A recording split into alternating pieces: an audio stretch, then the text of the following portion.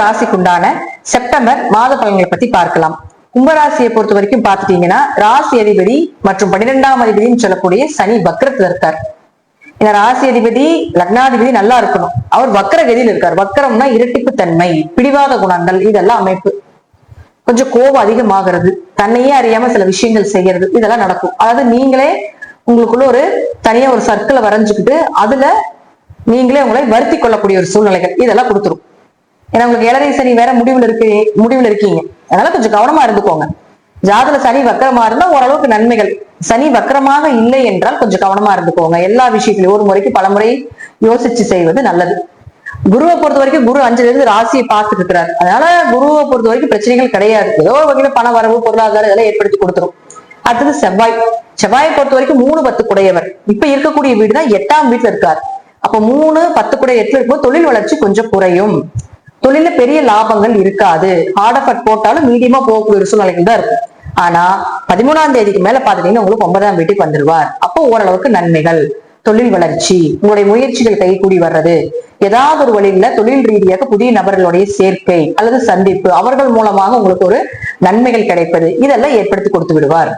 அடுத்தது சுக்கிரன் பொறுத்த வரைக்கும் 4-9 குடையவராகி உங்களுடைய ராசிக்கு 6ஆம் வீட்டுல 14ஆம் தேதி வரைக்கும் இருக்கார்.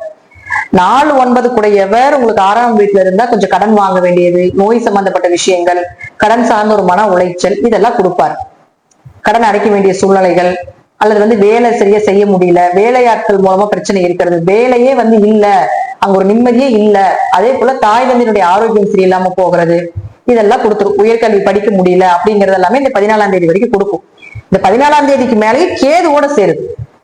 அப்ப என்ன ஆகுனா இதுல இன்னும் கொஞ்சம் கவனமா இருந்துக்கோங்க. பரவாயில்ல, நடக்கிறது நடக்கட்டும். இந்த சுக்கிரன் இங்கிருந்து 8ஆம் வீட்டுக்கு வர வரைக்கும் கொஞ்சம் கவனமா இருந்துக்கோங்க. கும்பத்துக்கு உண்டான பலன். அப்போ சுக்கிரன் இங்க இருந்தாலும் உங்களுக்கு ஏதோ ஒரு சின்ன சின்ன மிஸ்டேக்ஸை கொடுத்தாலும் இதற்கப்புறம் இங்க வரவும் ஃபுல்லா தடைகளை தான் கொடுப்பாரு. கேதுனா தடை.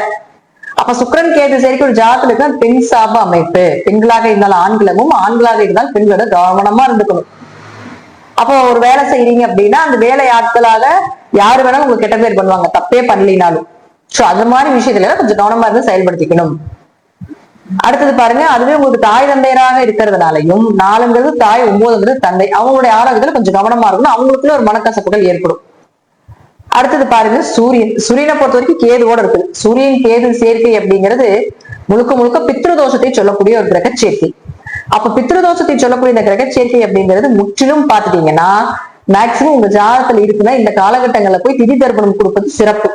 அக்யூரேட்டா அந்த பலன் நல்ல பலனா நல்ல பரிகாரமா வேலை செய்யும்.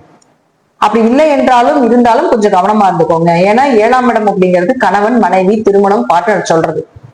அப்ப 15ஆம் தேதிக்கு மேலதான் சூரியன் உங்களுக்கு 8ஆம் வீட்டுக்கு வராது. ஏதுவோடு இருக்கிற வரைக்கும் கணவன் மனைவிக்குள்ள பிரச்சனை, கருத்து வேறுபாடுகள், திருமணம் சார்ந்த விஷயங்கள் கை கூடாம இருக்கிறது, இதெல்லாம் ஏற்படுத்தி கொடுப்பார். அதுக்கப்புறம் 8ஆம் வீட்டுக்கு வரும்போது தடையை விட கொஞ்சம் நல்லா இருக்கும். அப்படி அது அந்த கேதுவோ இருக்கிறத விட இங்க இருக்கக்கூடிய ஒரு பலன் நல்ல பலனை கொடுக்கும் அப்படிங்கிறது அமைப்பு. அடுத்தது புதனை பொறுத்த வரைக்கும் 5 மற்றும் 8 குடையவர். அப்ப 5 மற்றும் 8ஆம் அதிபதியான புதன் இப்ப இருக்கக்கூடிய வீடு அதே கேதுவோடு இருக்குது.